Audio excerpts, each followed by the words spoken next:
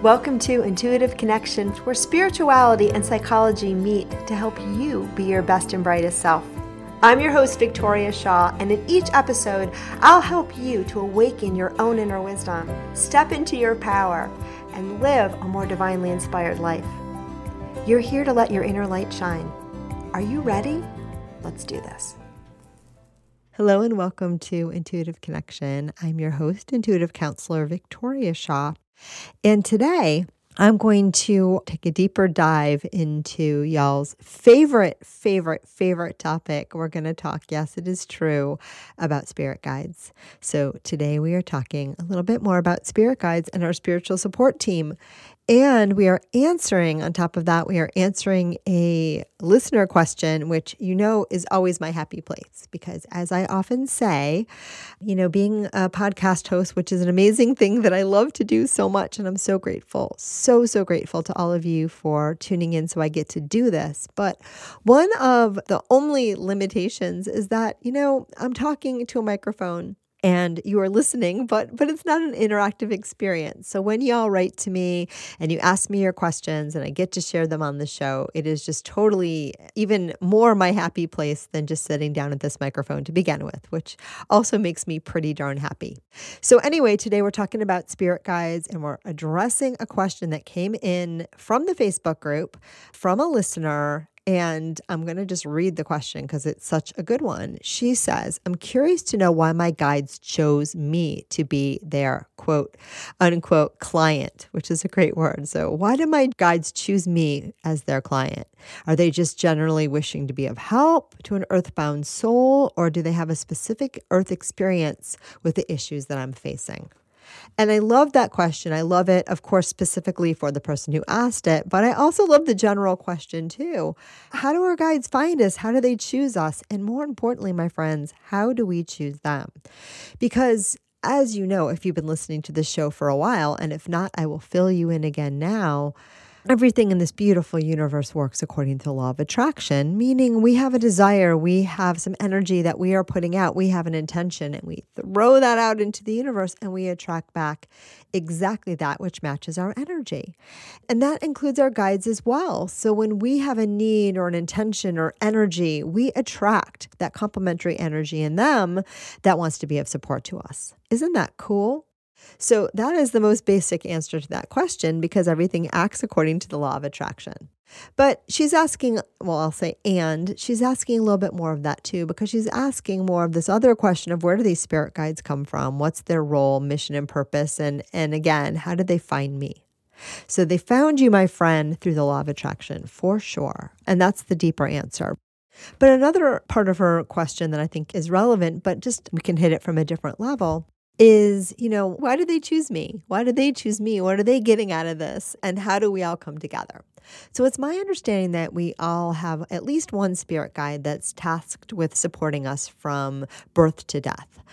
And that's our primary guide. And it's been my understanding that everyone has one of those, at least everyone that I've ever worked with. And I know I certainly have one as well. And that guide, I believe, is a guide that's actually trained for that purpose. So they are our friend on the other side, that when we put that blindfold on and become human and forget our divine origins, we have at least one player on the other side that is intimately aware of our mission and purpose, what we took on in coming here, and is trained for and tasked with the job of overseeing our life here. Okay, and supporting us. And again, you always have free will. Your guide will never tell you what to do, but the guide is sort of like our main coach, our main support, our main orchestrator of everything on the other side. And the guides had almost given me like this example of sort of like, the patroller of the conduit or channel between us and our spiritual self, the one that is here to help us maintain that connection and to help orchestrate our life as we intended from the other side.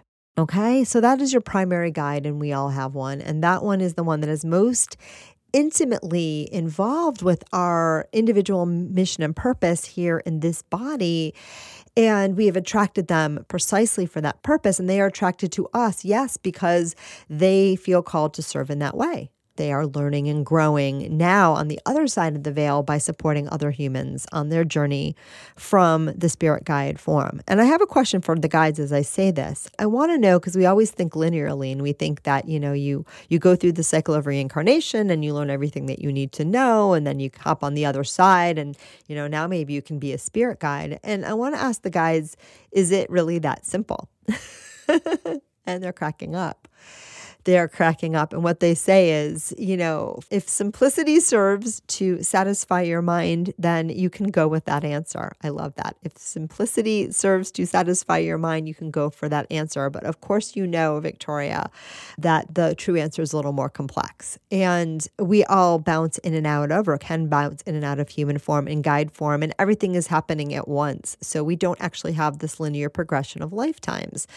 So on some level, our guides are still living human lives, even as they're supporting us. But something about the alignment between our current incarnation and where they're at in their journey has brought us together, and we are supporting each other and learning from each other on our respective sides of the veil in this particular incarnation. So I hope that makes sense. It makes perfect sense to me.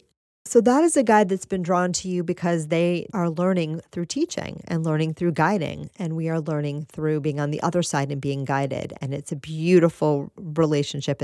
There's a great synchronicity, a great connection.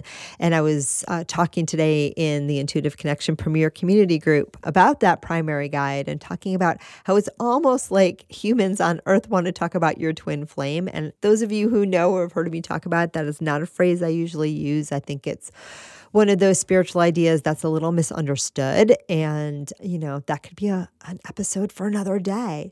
But there is that understanding that we do have like another side, another part of us. I would say your twin soul is probably your higher self.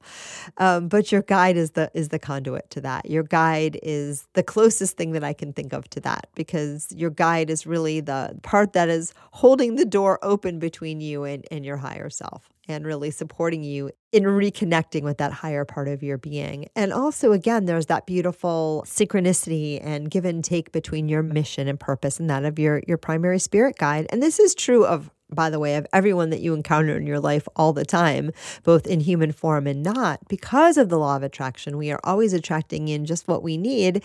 And we are always, too, being attracted towards just what we need. And so there's always that beautiful and delicate dance. But again, with our spirit guides being on the other side, they can hear our call and respond to our call a bit more clearly and cleanly, and with more awareness than we can often do when we're in this human skin.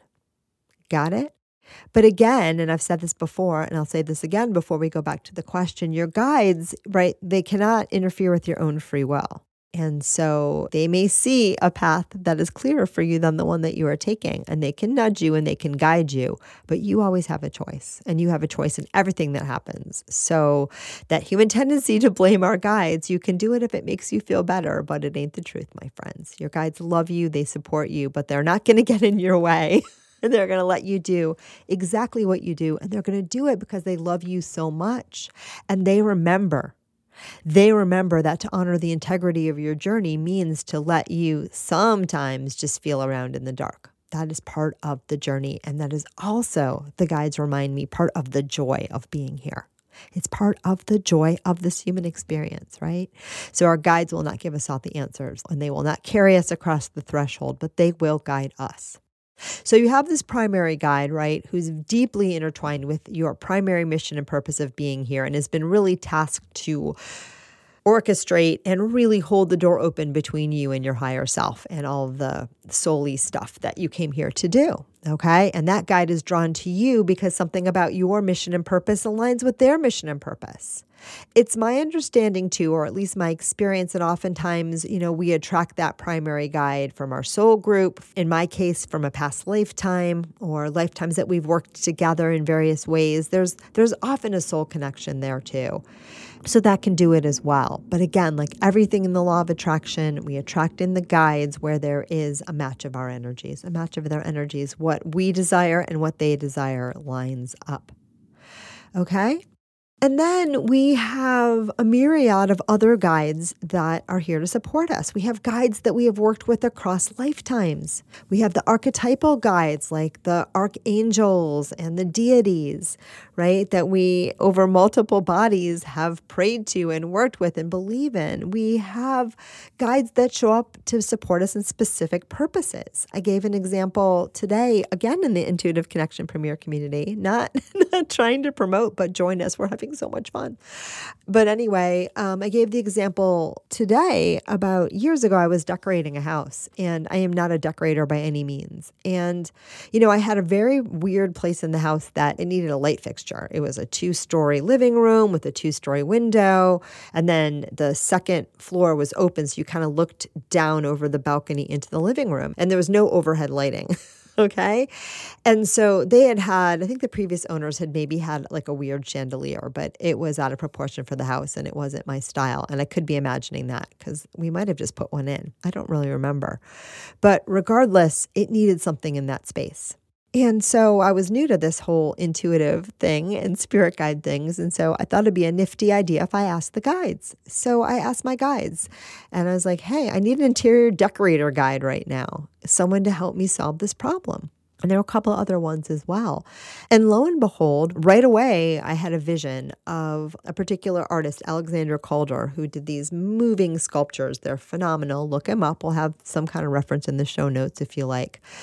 But I had this vision of an Alexander Calder statue, and I would be like, well, wouldn't it be really cool if there was a light fixture that kind of worked like that? Because we have all this space and it would move around and it would be like light, but it'd be a sculpture. And then again, within maybe 24, 48 hours, I saw the exact thing that I had visualized in a magazine. And so, of course, I bought that, and it was spectacular. It was spectacular. It was perfect for the space. It was amazing. I enjoyed it for the 15 years that we lived there. It looked beautiful through the window. It was miraculous. And the reason I use this example is, sometimes we want our guides to do lofty things like, explain the meaning of life. That's what I like to use mine for. Or, please stop me from all of this suffering and all the things that are driving me crazy about my life. And many of us look to our guides to do that too. But we can ask our guides for pretty much anything. And there are guides and spirits on the other side that are literally here to fulfill any request, including how do I decorate my living room? And again, everything works through the law of attraction. So we have a strong intention, right? And a clean intention, and we send it out there and we attract in the support that we have at our disposal from wherever it's coming from. And the guides say there are many energies and beings that hang out around Earth because it's fun. Just like it's fun to be in human form, although sometimes we don't always remember that. It's also fun to play with humans, especially if you've been in a body many times and there are things that you learned and you're not hanging out, in skin now, or maybe you are, but somewhere far away, and part of you is hanging out and hears the call and is like, ooh, that sounds like a great idea. Let me fulfill that for you. And the guides also say, right, that oftentimes we assign things to spirit guides that aren't spirit guides at all, or they are spirit guides, but they say there's also sort of a network of beings, that work in alignment with the energy of the universe such that if you have a strong request, right, it will just line up for you. And we can think about it as spirit guides, which absolutely exist. We can think about it as law of attraction and just the power of our own selves to attract in things into our space, like beautiful chandeliers, and it's really all of those things put together. It's all of those things together because everything in the universe works according to what? The law of attraction. And so do your spirit guides and your spiritual support team. And so when you put out a call, all of the energies of the universe are happy to show up if they feel so aligned and help you out. They want to help you out. And so that is, again, another part of this listener's question, right? They are drawn to you because you have something that, you're calling to them, and your joy and their joy are matching up. They're lining up. So cool. And again, what do the guides get out of this equation? Because that's implicit in her question too. So I'm curious, guides, what do you get? They say we get joy, we get play, we get experience, we get learning, we get growth. We pretty much get all the same things you do, Victoria, but we get it from the other side. And so our learning and growth as you might want to call it, and those are the words they are using, right, is also part of this grand expansion of the universe, of source, of God, however you want to put it, right? We are part of that too. And so they're giving me the image of like if the human, let me get this right. They're saying this is fine. If you think of yourself at the epicenter of expansion of this big wave, right? And as you have a desire and as you have a wish and as you have an experience, you are creating ripples, ripples, ripples, ripples, ripples, and they are riding those waves. And the cool thing, of course, is that they are creating their waves too, right? And they are creating their own expansion. And it's through the alignment, that we ride each other's waves and we together as one big thing are in this constant state of expansion and growth. So I hope that makes sense to you. It absolutely does to me. And if your mind is spinning right now, don't try to figure it out. It'll come. Just feel into it. So our guides often are drawn to us because they have a particular skill, a particular interest, a particular longing, and it is our wish and our intention and our curiosity and our desires that draws them in to be of service to us. At the same time, our resistance to what is what blocks our guides, which is a question that she didn't ask, right? So oftentimes we have a desire and we bring it towards us, right? But for example, with my beautiful chandelier example, if I did not believe that the guides would deliver, if I had a belief that said whenever I ask for something, nothing happens, they would have been sitting there waiting with my chandelier. It would have been like right there, but I wouldn't have been able to receive it. Right? And so what allows our guides to work with us is both the desire, but also the allowing and the belief and the trust that the universe is responding to us and that, we are constantly able to receive all that we desire. Right? And it's from that trust and that faith and that back and forth that we can have the most beautiful and elegant dance with our soul selves and our spirit friends as well. So I'm going to look back at her question, see if there's anything that I think that I missed. This has already been so much fun for me. And so the last part of her question, I want to make sure that we address this because again, it's really, really good, is do the guys that are attracted to me, and I think I kind of touched on this a little bit, have any earthbound experience with the issues and the things that I'm going through? And the guides say absolutely yes. And no, but mostly yes. And that, again, works through the law of attraction, right? We attract in, just like with human people, you attract in people that are working on the things that you're working on, right? So as a counselor and as an intuitive, and I do both of those things together, as you may well know, I always find it fascinating to see who comes through my door because so often my client is either working on something similar that I've worked on or I'm working on or something that I worked on before or something that's coming down the pipeline for me. And after I've had like 3 or 4 clients, I'm like, uh-oh, I wonder if this is going to be in my experience as well. Sometimes it's not an uh-oh at all because I think this whole dance of life thing is just delightful and amazing and I'm so grateful for it. But sometimes the law of attraction gives me those little previews. So, we'll often attract into our space those that are working on, the complementary, if it's our guides, they're working on the same issues that we are. And again, your guides may work on them from the other side, meaning they've experienced these things in bodies and now they're experiencing and supporting us, as guides. And again, it is my belief that our primary spirit guides, at least, have actually really trained for this. They have really shown up and are really, really, really committed to our learning and growth.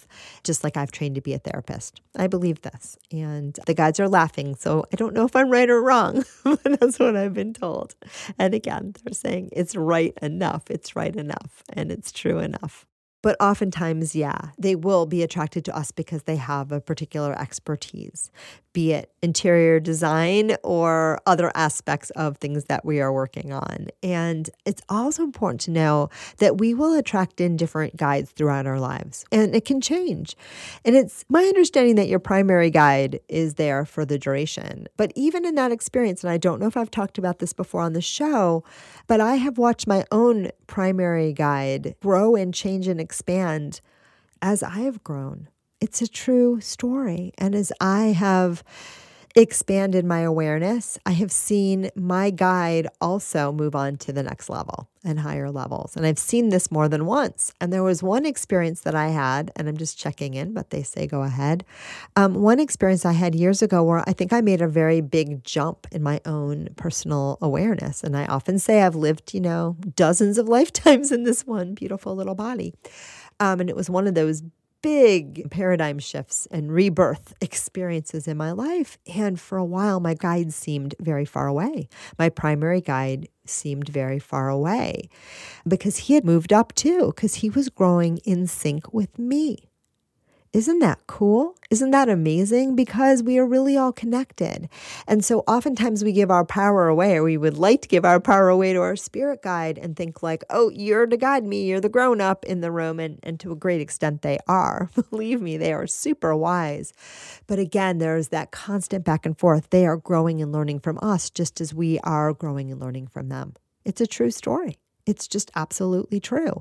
And we often say every teacher learns from their students, just as every student learns from their teachers, right? It's always that constant synchronicity, that constant back and forth. And it is like that between us and our guides. So they will be attracted to us, right? Because they have something to learn from guiding us, just as we have something to learn from being guided by them.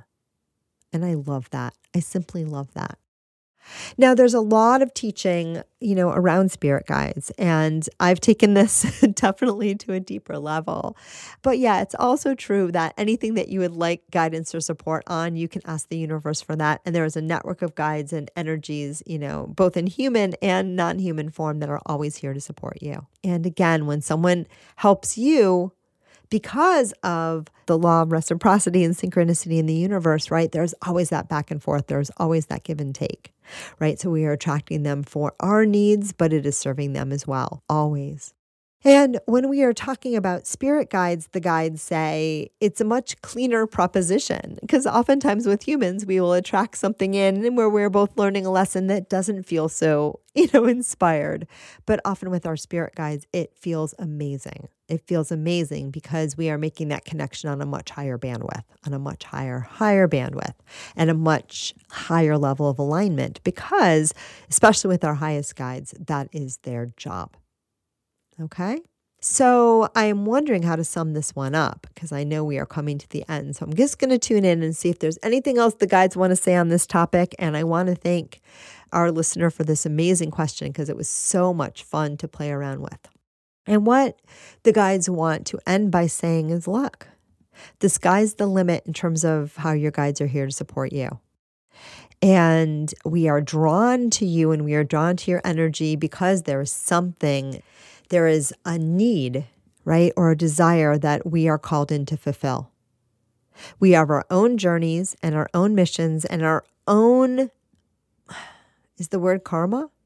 And they say you can use it. We have our own mission, our own purpose, and our own individuated identities. And yet we understand to a greater extent than you do through this human skin. Maybe some of you listening are getting there, the great interconnectedness of the universe and the great web of life. And we flow with that more naturally and normally than you do. We see the whole picture when you just see through the keyhole. And that is the value of being a spirit guide. And yet what they want to end by saying is, this is not to diminish the value of human experience. And we want to tell you again and again that those of you on the ground, so to speak, those of you in human skin, we want to honor you for your service, honor you for your mission, honor you for the amazingness that you are providing both for yourselves and for the universe.